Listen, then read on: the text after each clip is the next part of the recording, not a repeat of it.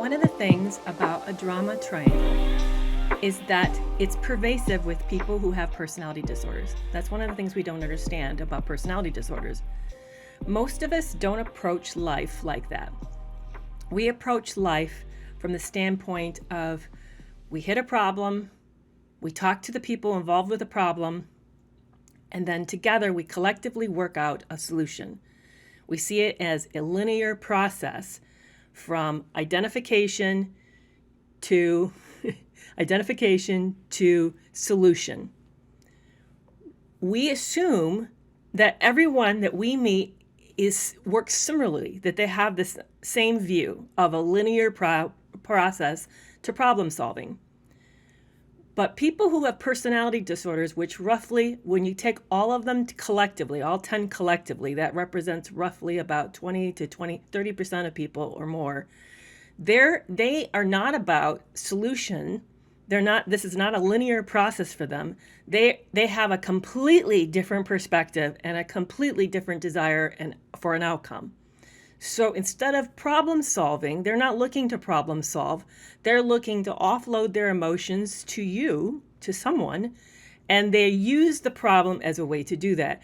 And the reason they do this is because they want to maintain control. I mean, if you are deficient in some personality qualities and you find it very scary to risk, show up, be known, be exposed, feel shame, feel very strong emotions, your agenda then is to stay safe. And the way you stay safe is you don't lose control. You maintain control all the time. So when something comes up that's problematic, that's really risky because that means taking ownership, and taking ownership then might be exposure, risky, shame, all these negative things they don't want to feel. So they manage it from not of a standpoint of let's solve the problem. They manage it from the standpoint of protecting self and offloading the uncomfortable emotions to preferably you. So what happens is what's called drama triangles, these drama cycles. In fact, there's at least 5 or more different ones, and different people have different kind of mode of operandi. There's the people who never want to be wrong. They always need to be right. So whatever you do or suggest, it becomes an argument about who's right and who's wrong. They'll always maintain the angle of their right and make sure that you know that the problem isn't with them. There's others who always want to be dependent. They want you to know that they need you and they're never going to not need you, so they can't have a solution. So they'll do everything they can to sabotage any solution that you bring up in order to maintain the position of I can't live without you, I need you. That's more the dependent personality disorder. So how do we recognize, in fact, let me even stand back for a second. How do we then recognize the fact that we've met somebody who's not about solving a problem, but rather activating drama? Well, they do 2 things. In fact, it just happened. It happened on a live here for those who, I'm also on TikTok at the same time. And someone just came in and said, "Hi, Granny." Now, honestly, that's an effort to activate me.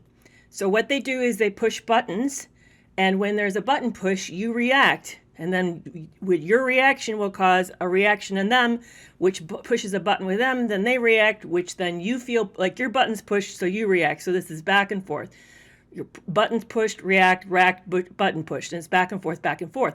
So the only way to stay out of this is not to get into it at all. In fact, once you fall prey to the start of this, I found this very fascinating. I was listening to Dr. Gottman talk about this, not John Gottman, this is a different Gottman, a psychologist by the name of Doc Gottman. And he said that once you've fallen into a drama cycle where you've reacted, so for example, if I had responded to that troll who came on and said, "Hi, Granny," once I then engage, I'm in the drama, and you can't get out of a drama once you're in it. Once you're in it, once you fall prey to it, you're stuck.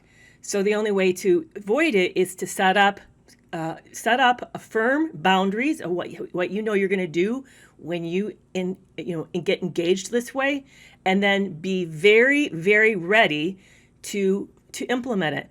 Yes, it is a form of not engagement, but it also might be more. It might be more stern. It might even be more strict than just not engagement. It may be that you actually do things like leave, or there's a consequence, some kind of a consequence. Like if it's an employee, it may mean that you fire this employee, but you may, as a therapist, it may mean that you stop being the person's therapist. But there's got to be some kind of a consequence, not simply just not engage and pretend it didn't happen, but there has to be, actually when this starts to happen on a consistent basis, when there's this pushing like this, it's a violation of the frame of your relationship.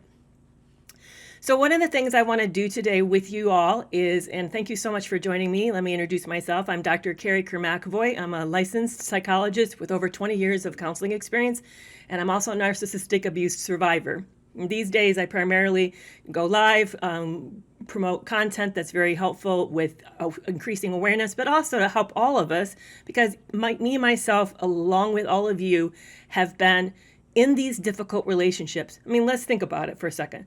If it's 20 to 30%, that means 1 out of 3 to 5 people you meet is going to end up having some kind of difficulty. You're going to end up hitting something with them that's challenging, that's going to force you to have to do a different way. You're not going to be able to solve problems in a way that you normally do. You're going to end up feeling stuck and trapped. And this is a person that you feel constantly like they're so difficult, and they bug you and you wonder what's wrong. And we're just going to have these types of problems. So it's really important that we figure out how to stop this, because it's a lot of people in the world have these issues. So how do I run this? Let me kind of talk about, I'm so glad you're here on my live. There are a couple of rules to this room. I have a frame as well. And mine is, we don't talk about my appearance, which is why that person got booted. And we don't be negative here. But we also don't talk about politics and religion. And I would love to take your questions across both platforms, Instagram as well as TikTok. And it's so good to see you guys here on Instagram. And this will be replayed on Tuesday on YouTube. So if you missed the whole thing or you can't stay, please, be aware that I'm going to play the whole thing in its entirety over on YouTube at 2:00 on Tuesday. But I love to take your questions, and that's what we're here. We're here to talk about issues. And so if you want to talk to me about something you're struggling, let's put a thumbs up in front of your comments so I know that you're addressing it to me and not addressing it to each other. Thank you so much for your liking this and sharing this and letting people know that this is happening, and that we're here to work together so that we can get help and get healthy together. So there has been some interesting questions that come in that people didn't know to put a thumbs up ahead of. So I'm going to go ahead and go back and take them. One of them was on covert narcissism and covert narcissists, because I just posted a video. Instagram hasn't seen it yet, but I posted a video on TikTok. And so let me talk about that. The nomenclature, the names that we're using, the terminology we're using is changing. So if you watch the people that I would consider the experts on social media, because they're also rooted in research, they're really, really up on the latest, I would say Dr. Ramani is one of the best. Wonderful, wonderful person. I would say Sam Vinknen's right behind her, but Dr. Ramani is actually a psychologist who does training. She's well versed in personality disorders, and specifically with narcissistic personality disorders. So I sat in a seminar. Actually, she was live. So I sat in training with her this year, and she discussed the fact that we've been using the terminology of covert narcissist inappropriately. It's wrong.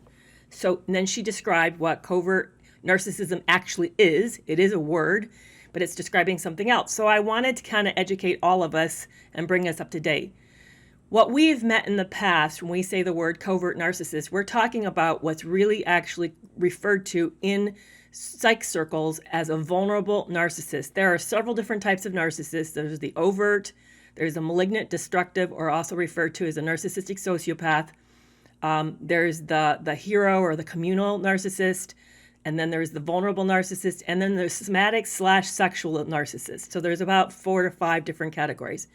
The covert narcissist, which is what we refer, which is actually the vulnerable narcissist, is the perpetual victim. Normally, narcissists sort of use some emphasis, some talent of theirs as a way to get attention. Maybe if you think of the overt, the grandiose, the braggart, this person may be the best. Maybe they're a professor and they know everything there is about miniature trains. And so whenever they show up, they take the floor and hold the floor as the expert about whatever their topic is. And they're the go-to person, and they're just larger than life and whatever it is. I think of, for example, I don't know how many of you watched the show it's called Barry. It's Barry on HBO. I love Barry on HBO. The acting teacher who has a French name, that's a perfect example of an overt narcissist. He is supposedly the creme de la creme when it comes to being an actor and also acting technique. Yes, Gene, exactly. That's his name, Gene. So that's a great example of what overt narcissist would look like. Covert, vulnerable, see, I slip and use the same words. Vulnerable narcissist is the inverse. It's the opposite. This is the person who is the perfect victim. Everything goes wrong. Nothing's ever goes right. I would say maybe George Costanza on Seinfeld might be an example. I'm trying to think of other TV examples. They're the, I know that people don't like it when I do this, but they remind me of Eeyore in Winnie the Pooh. Like, it can be sunny and there'll be a little tiny cloud and he'll say, it's gonna rain today. And Pooh's like, what do you mean? It's all sunny. He goes, well, there's a rain cloud over in the distance and I know it's gonna rain and it will rain on me. So they always see how it can go wrong. Yeah, Sally on Barry kind of has some traits, but she's not a perfect example. She does have things that go well, but yes, she has a lot of that traits. I would agree that Sally is a little leaning into that direction, but Eeyore is a great example on Winnie the Pooh. George Costanza, who can never get a date, would be another. Somebody suggesting maybe Wendy Ozark. Actually, Wendy to me is a sociopath. I don't see Wendy as Wendy's not even a narcissist. Wendy is a calculating, ruthless sociopath. She's even not out. She's not even. She'll even use her kids to the advantage, to the political advantage that it gives her, which is why she pushes and pushes. She pushes. I'm blocking on what's the husband's name? The husband's name is Wendy and. Oh, I can't think of it right now. But she'll push him right into very, very, in fact, that was I don't know if you guys have seen any YouTube analysis of Ozark. Marty, Ozark, analysis of Ozark. She will even push the parallels between Darlene and Wendy, and then the man who was Darlene's husband and Marty are very similar.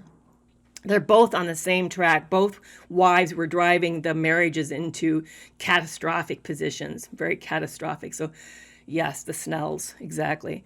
So yeah, I'm trying to think of another example of everything always going wrong. Oh, I know one. This is really old, so I'm dating myself. MASH, the guy who was having an affair with the really lovely blonde, and he was kind of doofus, and he was like always perpetually falling apart on him. He was another good example of a vulnerable narcissist. So let me explain, what is covert narcissism then? What are we actually talking about? Yes, Frank, exactly. Frank's a good example on MASH. So what are we talking about with covert narcissism? Covert and overt narcissism, and I know you can't confuse grandiose / covert narcissist with overt narcissism, but there's covert and overt narcissism. So covert narcissism is everything that the narcissist feels on the inside of themselves. That's the distractibility they have, the chronic boredom, the excessive preoccupation with whoever they're fantasizing about. It's all the interior experiences that they have. It's the things we don't see and know, but they have on the inside of them. So for you to understand what that would be like is when you have a cold, it's how you feel when you have a cold. How your throat's scratchy and your head aches and you have a fever and your body hurts. That would be the equivalent of a covert narcissism or a covert colds, for example. Overt narcissism is everything that we see when we're around them. That's the excessive talking. They don't share the floor. They interrupt a lot. They brag. They don't care about what's going on in your life. All these things that you experience by being around them and you witness, that's overt narcissism. So why correct this? Well, just so that we're all on the page, because if you start to see this in literature or in other places when you read up about it, that way when you see a vulnerable narcissist is what we used to refer to as covert narcissist. And now when you see covert narcissism or overt narcissism, now you know what we're actually talking about. So let me take some questions that have been coming in. Somebody wanted to know, how do we deal with them? Well, that's the tricky part. That's the really, really tricky part. Because, do we just tell all the personality disorder star we're going to have a relationship with you? Well, That's a third to, almost a quarter of the world that we would be saying that to. And I'm not just talking about narcissists, I'm talking about all personality disorders. I do think what it takes is that we have to be very, very aware that these types of relationships are not going to be reciprocal relationships, that they are people that we probably can't avoid. There's your boss at work, or maybe it's a coworker, it might be a neighbor, that there's going to be maybe a daughter-in-law, or one of your grandchildren, or somebody in your life you're going to bump into that has these issues. We're not going to be able to avoid it. But what I do think it means is that we have to reduce our exposure, that we don't walk into relationships with the assumption that I can trust and share who I am with this person, that this person has to earn the right to know us and earn the right to our trust. I know for me that is a really different way of thinking about this, that especially if you're raised in more of a dysfunctional home. Dysfunctional homes want you to accept everything that's happening in the home because, God forbid, that you say there's a problem in the home. The problem has to be with you. They kind of set up rules for the children as a way to sort of cope with this. So that means some of us have to relearn how we step into relationships so that we don't walk in with the same level of vulnerability, the same level of expectations. That we take our time getting to know people and take our time in building relationships with people. And that I don't want to think of it as testing, like that to me feels very calculating, but you need to pay attention. There was a TikTok I watched yesterday about a woman who says, I have never had my heart broken and I've been dating for the past 2 years. How do I do that? And then she said, I don't react, I observe. And I think that's very wonderful advice. I think we need to get into the position where we learn to sort of watch what people do and observe their actions, and whatever they tell us, we believe them. We believe them. If they tell us from the beginning, I'm not good at XYZ, you now know they're not good at XYZ. Don't think that you're going to be the exception. We have to also, here's another hard part, and maybe this is something we'll have to unpack more. If you don't understand what I'm saying, please let me know and I'd be happy to go into a little bit further. But we have to get better at meeting our own needs and not walking into a relationship with unmet needs, hoping somehow they're going to fix these things for us, because they're not. They're not. In fact, that was her second point. She takes care of her own needs. Now, does that mean we can't ever be intimate and never lean on anyone? No, I'm not saying that. But what I am saying is that we need to be careful when we step into these relationships, that we don't come in sort of like you going grocery shopping hungry. How well does that work out for you? Probably not well at all. So we need to go into these relationships with a sort of a different expectation of, we need to observe, we need to sort of have a period of time in which we see whether or not this person is trusting to other people, whether or not they keep other people's secrets, or if they're a gossip. There's things that we just need to watch for and wait and see what happens, and see whether or not it bears out to whether or not we can start to dip our toe in and share more and more of ourselves. I think that's the way we have to approach it, which is, like I said, for me, it's a very different mindset. So let me review the 4 types of narcissist, or 5 types. I think there's actually 5 types. The first is the overt or grandiose narcissist. That's more the braggart, the person who sort of takes front and center. They're very familiar. It's sort of the traditional perspective of the narcissist. The next one is what I was talking about a few minutes ago, which is the vulnerable narcissist. We also in the past have referred to them as a covert narcissist. The third type is the somatic or sexual. So somatic is sort of the top view, and then the sexual is sort of a subcategory. This is the person's very preoccupied with their bodies, their appearance, their physical experiences. You might see it around the gym. They might be somebody who's really excessively in plastic surgery. It could be the opposite. Doesn't mean they're all about fitness. It could be that they're all about indulgences, where they excessively, they really they struggle. They're very into food, and they struggle with food, and they have a weight issue. So it's not necessarily their fit. It just is a preoccupation with the body. You might see it around medical issues, like they may be somebody who is always something's wrong with them. Now, be very careful, because there are people who have chronic illnesses and they're living with a lot of chronic pain, and with pain always happening, it's very hard not to have other things not take as much precedence. So be careful with that one. But I have seen people who sort of use their illnesses or struggles as a way to sort of gain attention. So that's the third type. The fourth type is the malignant or destructive, or also narcissistic sociopath. This is the person who's is a slash. I mean slash. What I mean is they're both narcissistic personality disorder slash antisocial personality disorder. They're both together. So they're sociopaths who are narcissists. And so as a result, you get somebody who's very entitled and arrogant, but they're ruthless, very ruthless. And they have no problems breaking the law, and they have no conscience. So there's nothing they won't do in order to get an advantage. So that's number 4. And then the fifth one is the hero/communal. This is the person who's the do-gooder. They're doing a lot of really wonderful things. You'll see them on boards, or they do a lot of service. They're active at church. That's the group that generally isn't cheating. You know, I know that there's this idea that everyone cheats. Yeah, a lot of the other subtypes do cheat, but this type tends not to, because they have a reputation to uphold, and they usually want the society, the culture that they live in, to think that they're all that, but the family knows that it's a completely different story. Very, very different. So how do you break a trauma bond?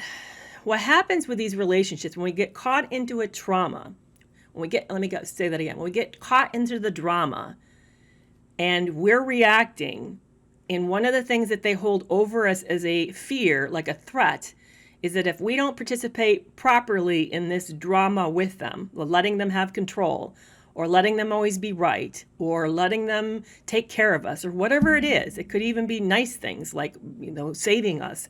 But if we don't participate in the drama, they hold a threat over our heads that they're going to withdraw their attention and love and care for us, or something. They threaten us with something. Maybe that they threaten themselves with themselves. They may hurt themselves, or take the kids away, or something. But they hold some kind of threat over us. And then they do another thing, which actually several things, but one of the other things they do is they also then withhold their attention and love towards us, which, by the way, over time gets less and less anyway, but you start to feel this conditionalness to the relationship. It's on their terms. So if you don't show up and agree to whatever role they ask you to play, then there's going to be this massive loss. That threat to us, to the person who's in the relationship, is horrible feeling, because we went into this with expectation that we're going to share ourselves and share our lives with someone. We expected that this would be a reciprocally intimate relationship, and now we're seeing that it's conditional. Yeah, it can be traditional for some of us, but it's conditional. And as a result, we don't want that. And we also thought we really met a wonderful person, and we don't want to lose that. And usually this starts to happen.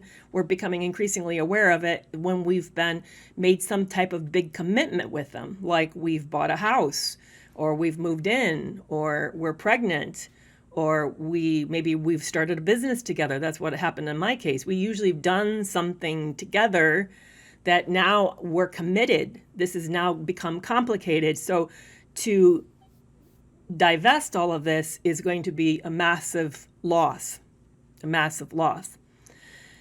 So the fear of that creates a bond. It's a fear-based bond, and it's what we call a trauma bond. It's also referred to, Patrick Carnes is the one who coined this term. He also calls it a betrayal bond, because it's often based on betrayal. We're feeling betrayed by what's happening. And we're being asked to betray our values in order to stay in the relationship, and betray staying good to ourselves. So it's a massive loss. So how do you break it? Because this is difficult. And I know right here, people are saying, just walk away, just leave, to go no contact. Well, yes, ultimately, yes, that's the goal. But that's not easy in the beginning. In the beginning, you have all this investment, and they're very good at threatening. They will threaten they'll threaten mass destruction. Mine had me blackmailed. He and I had gone into business together. He knew I got bad advice, because I found out later he had a partner that he was working with in setting me up to get me into the marriage. and that they knew legally the ins and outs of the law when it came to setting a business up in this country. I didn't. I even asked my attorneys who were working for me what the law was, and they didn't give me good information, so I made him equal partner.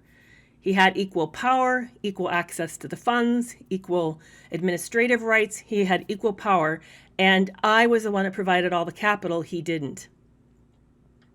Yeah, I provided all the capital. So when it came to us thinking about divorce a year in, he threatened to take half of the capital because he owned half of the company, because I made him share the company with him, not knowing the legal things and having bad legal representation. Now, if this would have been the United States, I would have had a lot of rights. I could have gone to an attorney. I could have fought. I could have sued the attorneys who set up the corporation. I could have done all sorts of things, but I wasn't in the United States, and I had a severe disadvantage because I wasn't in the United States. So that's why I'm saying it's not that simple. I know that most of us, when we see people around us, say it's a friend, or maybe it's our sister, or it's a loved one that's in one of these relationships, and we get frustrated because we see them stay and we see them being abused. It's really hurtful and hard for us to watch this happen to these people. But what we don't appreciate is what's it like on the inside. And I'm going to tell you, you probably only know 10% of what's going on in that relationship. They probably cannot divulge to you the terror and the horror and the pain and the threats and the abuse that they're living with that is making it very, very difficult for them to leave. So trust me to say that the reason people just don't go no contact and don't just walk out is because there's massive threats being laid out, and they're very good. In fact, I was just listening to the seminar of Dr. Gottman as well as Dr. Lester talk about this. They have a reptilian-like style of being able to identify your most vulnerable things about you and targeting and hitting them.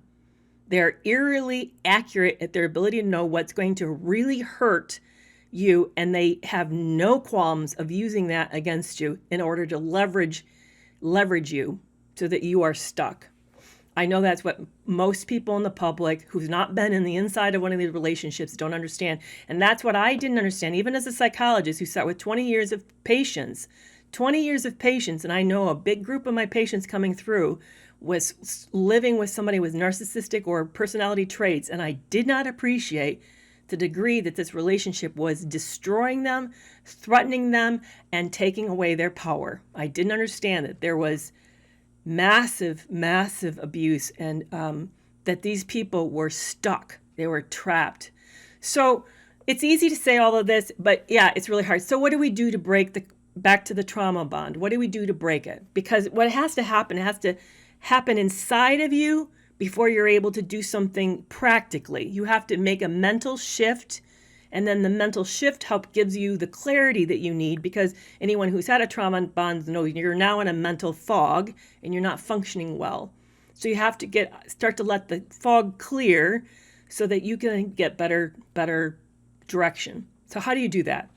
That's what this webinar is coming up on the 18th is going to be about. It was with Dr. Kristen Milstead. I really cannot emphasize, yes, I benefit from you coming because it's my webinar, and yes, that's great for me that you buy a ticket.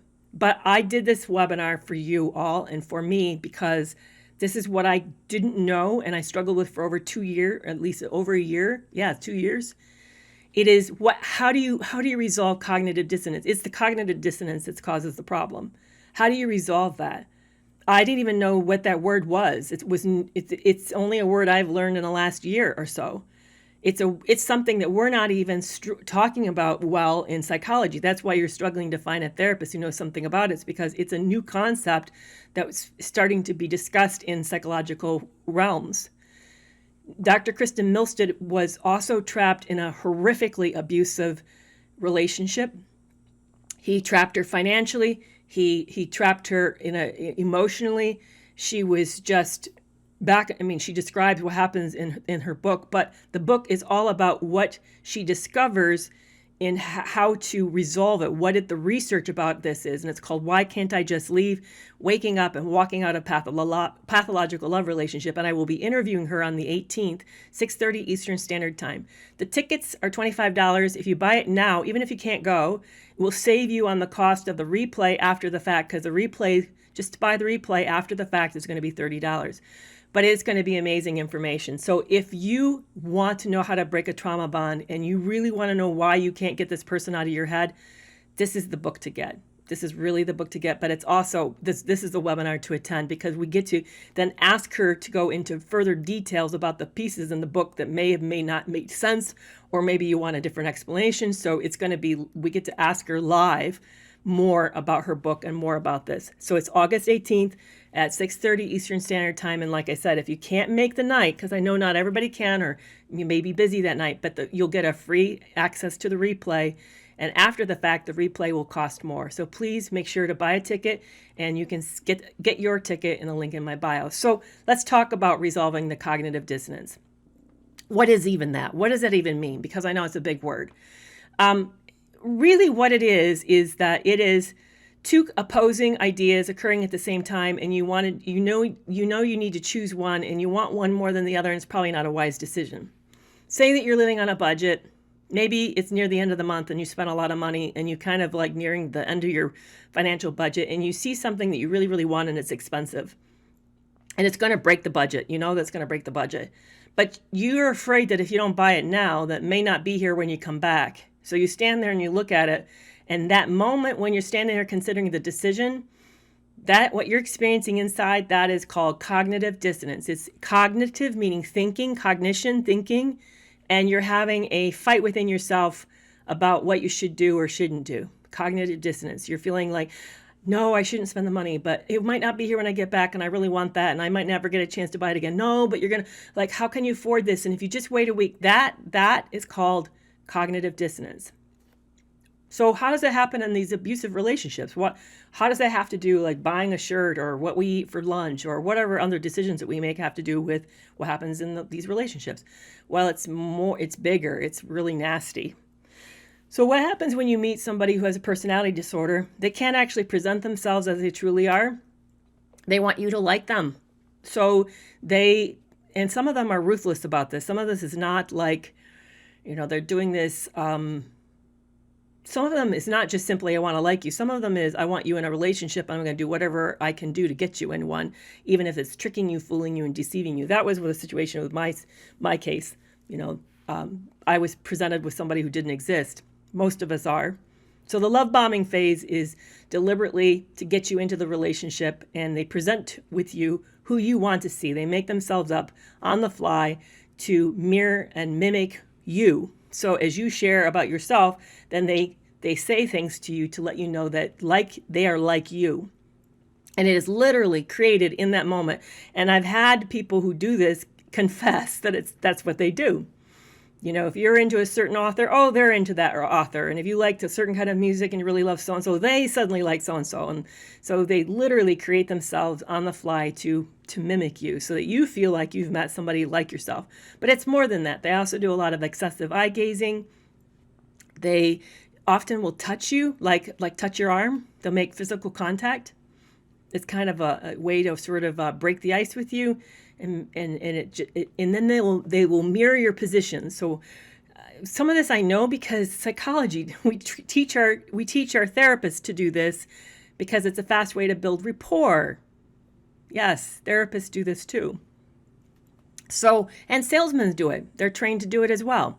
So they will mirror your body. So if you sit down and cross your legs and legs pointing to the right, they will sit down, cross their legs and point their legs to the right as well. If you sort of bend your shoulders, they'll bend their shoulder as well. Or if you tip your head, they'll tip your head. It's often, believe it or not, you'd think you would notice this, but you don't notice that you're being mirrored. But it creates the symmetry of it creates this sense of similarliness. I can't say that word right, but like they're like you. And it makes you feel, it makes you more suggestible, and you start to feel this more likely to feel trust with them. And so all of this is to influence you so that you're more receptive and you feel more warm to them, more you give more belief to them than they have earned. That's the real crux of it. It's shortcutting the process of trust and earning respect. It shortcuts it, short circuits it actually, and you feel more of that than you should because they haven't earned it.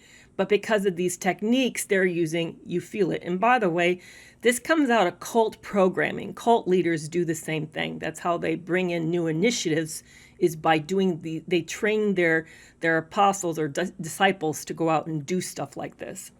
So it's actually, and the military does it too. That's how they break soldiers down. And, so yes, it's established. It's a very established style of, it's a style of brainwashing. It's what it is. So they do this, and so you don't really know that you've not met a real person. You think you've met a real person, and you really fall for this person because you've never met someone so similar to you. And whether or not you realize it or not, we all are looking for ourselves. We really would love to meet me or you. You would love to meet you, and I'd love to meet me. And as a result of this, it makes us feel we're very vulnerable to this, and we're hardwired for belonging. Abraham Maslow says on the hierarchy of needs that the sense of belonging is one near the bottom, one of the lower ones. It's we're based on needing to be in relationships. So this is, it taps into this. It really taps into this. But you don't know that you didn't meet a real person. So there's who they truly are and who you think you met. And just that fact, just that difference already is creating cognitive dissonance, because your body and your mind is sophisticated enough to pick up that they're not who they say they are. You at some level know something's not quite right, probably not at a conscious level that you could say out loud, something's not quite adding up. But here's an example how it happened to me. I knew enough of it was not adding up that, believe it or not, despite me feeling radically overtopped in love with this guy, I hired a private investigator to research his background. And I'm not talking the $30 a month online ones. I'm hired a PI who used to work for U.S. intelligence. I actually hired a real deal to do a digital background check into this person. My question was this: is he truly divorced like he says, and is he living alone? That's my question. So I got a report back, 11-page report of everything this guy's job he had, his legal history, his financial debt history, and his residences where he lived. And then the PI said, no, it does not appear, I cannot verify for sure he's been divorced every single time, but based upon the amount of usage he's using in his apartment, it looks like he's living alone. Now, why would I do that? If you really met somebody who is perfectly wonderful, why would I want to do why would I spend the money? It wasn't cheap, guys. Why would I spend the money to do that? Because something inside me said things weren't adding up, and I couldn't tell you what. I just knew it was enough to bother me to have spent the money. So you sense that from the beginning that you meet this person, you're sensing this, it's called a duality, the duality of who they really are versus who they appear to be. And then as the relationship starts to develop and gets more serious, more committed, the intensity of the cognitive dissonance increase, because they start to let the mask slip and you start to see the real self. You start to learn of the betrayals. You start to catch the lies. And then you're wondering what's really true. Is the lies true, or is who you think you met and who they are most of the time true? And you can't tell. And then you end up starting to wonder whether or not, is the relationship good? Should I be in a relationship, or should I get out of the relationship? So all of that, you start into this thing of what's real. I don't know what's real. Is this person good, or is this person bad? And, are they cheating again? Or, was that only the one time? You get into this big, huge of indecision, and all of that causes actually neurological damages. That's cognitive dissonance at a big, big level that causes incredible confusion, and the confusion then begins to have a very detrimental effect on you, which ultimately then starts to diminish your level of functioning, because you can't resolve it. You don't know what's real. So how do you fix this? And then as a result, you're afraid to leave because of the bond, and you don't want to and they're going to destroy you if you do leave, and you don't want to lose everything you guys built together. So what do? That's what happens. That's how you get paralyzed and get stuck. So here's the hard part. This is the part I had a real hard time with, so I know personally how hard it is. Really hard. You have to resolve what's real. You have to, in your mind, figure it out. How I tried to figure it out, and I'm going to tell you what I did and why it won't work for you. Please don't do this. I tried to find the truth. I kept thinking if I catch him, if I follow him, find out he's cheating, find out he's lying, catch some big betrayal, that it will be enough that now I can now I know and I can leave. There isn't enough. It's just like dieting, when you're struggling with food and struggling with diet, and you think, there's going to be some number on the scale that I'm going to feel suddenly okay and good about myself. And there isn't a number. We all know that. In fact, we look back at our old photos and wonder what our problem was because we looked great back then, but we didn't feel great. That's the same thing's going to happen with this. The same thing will happen with this. There isn't a place of knowing enough, or knowing bad enough, there isn't a place. You have to decide it's enough. You have to mentally say to yourself, this isn't adding up. This is not how want to be treated. People who love me don't do these things to me. They don't call me names. They don't make me feel crazy. They don't criticize me for doing hard work and doing good things for the house. They don't run me down. They don't put me down. They don't keep me up super late at night and set the alarm super early in the morning, then run me all day and then want to know what my problem is and why I'm exhausted. They don't do all of these things.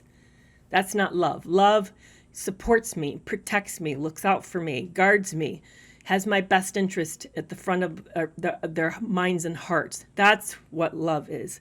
You have to decide that, and then once you decide that, you'll start to break free.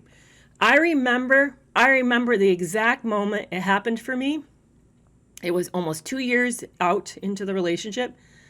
He was in a really bad space and he was becoming more abusive than I've ever seen him be. And yeah, for maybe to the outsider, it doesn't look bad, but it was shitty to me. And he was telling me how, he goes, that's your problem. You never think. I'm a PhD, guys. He doesn't have a PhD. He paid to pass his bachelor's. Can't even write a paper. I have a fucking PhD. And he's telling me I never think. I'm stupid. I never think. That's how ridiculous it was. You never think. That's the problem with you. Blah, blah, on and on and on. And I looked at him and I thought, would it ever be okay if someone treated one of my sons like this? Absolutely not. Absolutely not. No, I can't stop it. I hope they don't marry somebody like that. But if anybody, when their kids were treated like this, I would have, like a mother bear, been right there and told that person to back off. Then this was my next question. Then why is it okay for this person to do it to me? It's not. It's not.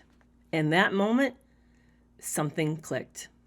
And literally right after that, within hours, an opportunity opened of a life event, a big life event that I knew would radically shift the relationship. And I stepped through and took advantage of it, knowing that it probably would lead to the end of the relationship, and I was okay with that. But it was my ability to sort of see the truth that helped me then get ready to take the opportunity when it presented. Because let's be really, really honest. Those of you who are in a relationship with right now and feel like you can't get out, you do have moments where you could take advantage of that you don't because you're afraid. Or because maybe they promised they'll never do it again. Or maybe because, you're afraid it's going to hurt the kids. Or you don't know where your money's going to come from. Or there's something that makes you like, I don't know. I mean, I know I had them. And I couldn't take advantage of them because I wasn't ready. But when I hit that spot of realizing that this was unacceptable, I deserved better, then the next moment that came, and it was, I'm not kidding you, it was like 6 hours, 5 hours later, I could step through. I literally could step through it. And you will be able to do. So how do you get there? Because what I just said is all great. You can understand it. But if any of you know, it's like what you know and then what you feel and what you believe is really two different things. It's like the hardest 8 inches between the head and the heart is the hardest spot. So how do you get the switch to flip? So I have some ideas, and it's based on research. So let me pass them along some of the ideas. You don't have to try to believe it. I'm not going to ask you to believe it. But what I want you to do is I want you to write down the truth on a piece of slip of paper somewhere and put it where you're going to see it on a regular basis, like more than every day. I want you to put it somewhere visible and for you to see it.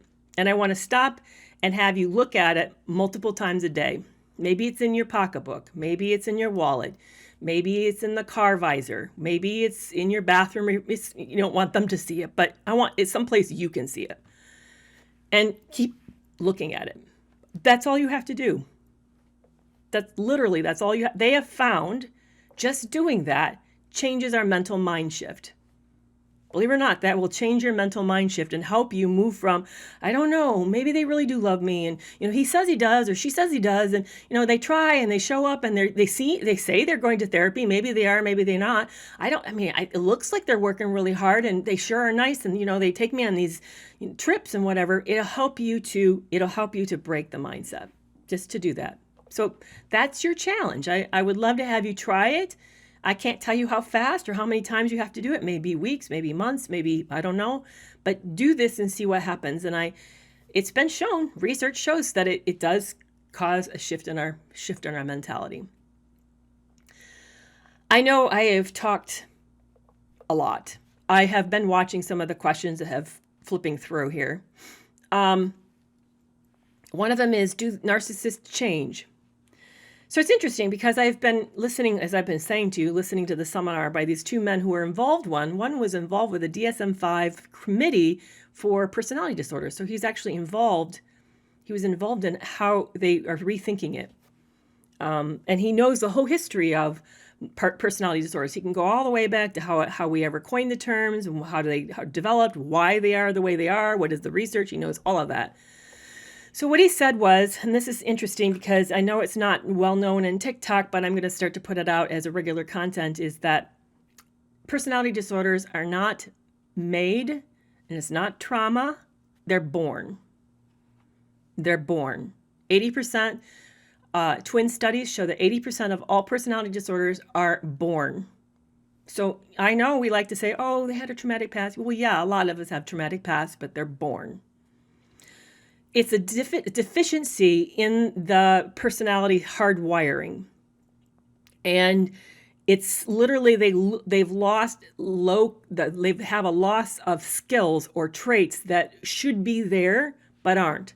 It'd be like you being born without both eyes or both ears or missing a hand. It happens. People are born sometimes with things that are lost.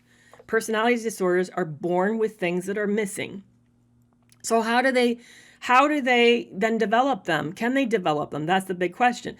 Unfortunately, the things that they're missing make it really hard to get the help. Because here's what motivates change. And I know this because I've helped people for 20 years try to create change.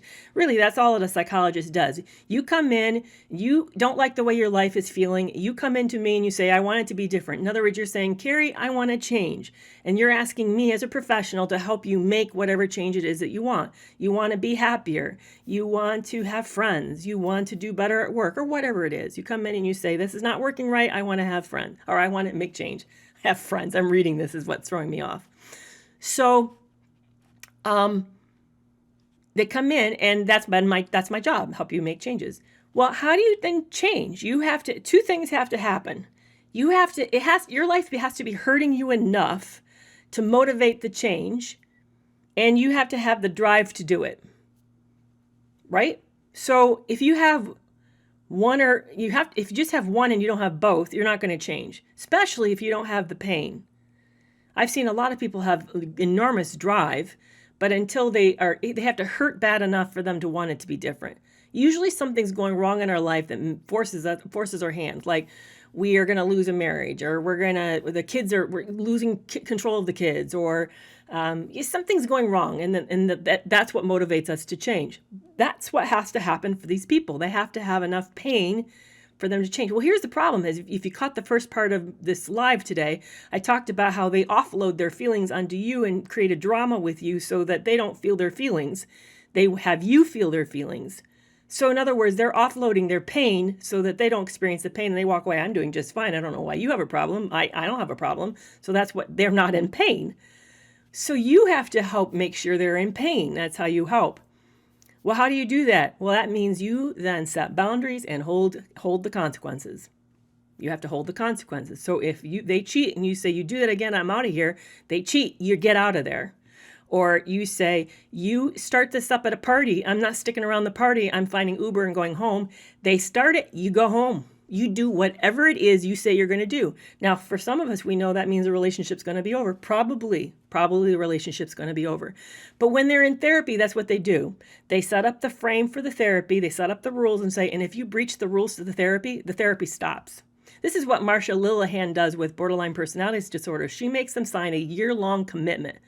And she says, you have to, and I think it's like meet twice a week. So it's intense. It's a big commitment. She says, you miss this 3 times. We're fine. We'll welcome you with big open arms the next time you come in. You miss the 4th time, you're out. You quit. Your 4th miss is saying you quit. And you cannot re-sign up for the next one until your 12-year commitment is over. Do you get that?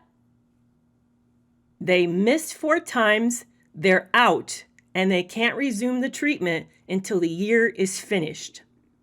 The year commitment they make is finished. That is big. It will hurt. If their life or their job or their marriage is based upon them doing this treatment and now they're out for the rest of this year until that year commitment is met and then they can start again, that hurts. It has to hurt. It has to hurt. So we then, we need to mean what we say. We need to hold our boundaries, even if it means we lose the relationship.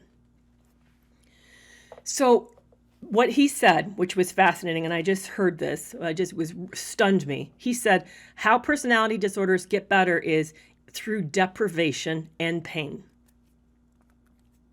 They have to learn to grow new muscles through deprivation and pain.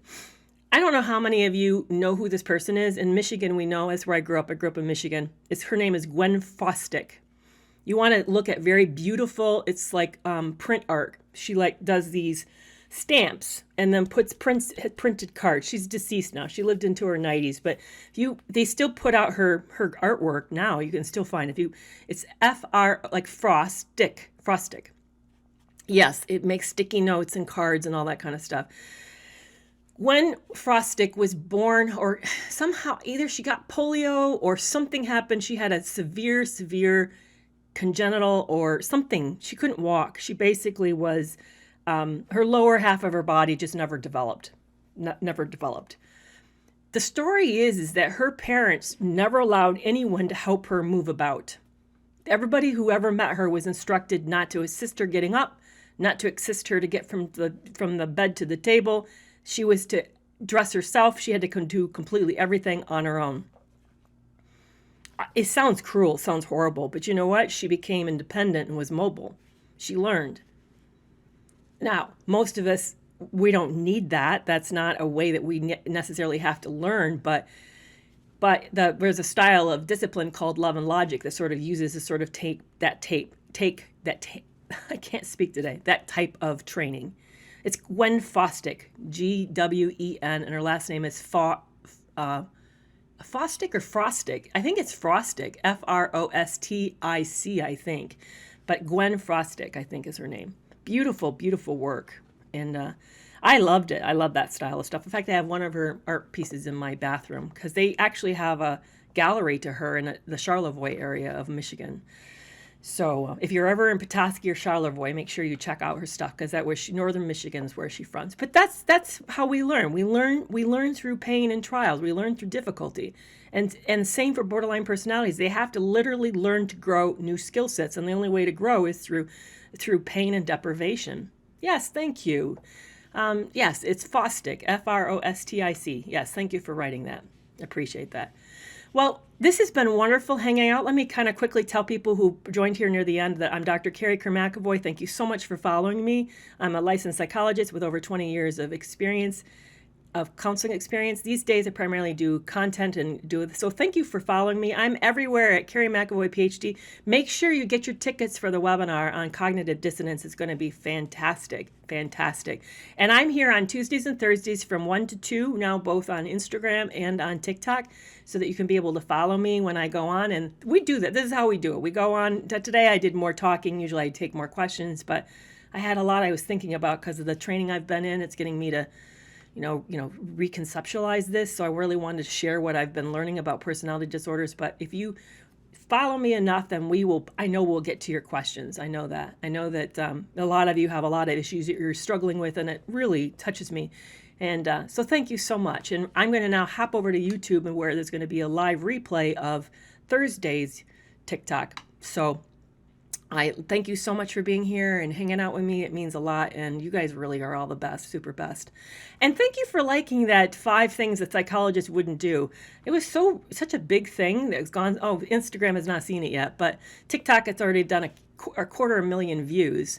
I'm going to do more. I'm thinking of my next 5 things. It's been so long since I learned psychology that I have to rethink about like what really shocked me when I learned about it. But I'm coming up with them.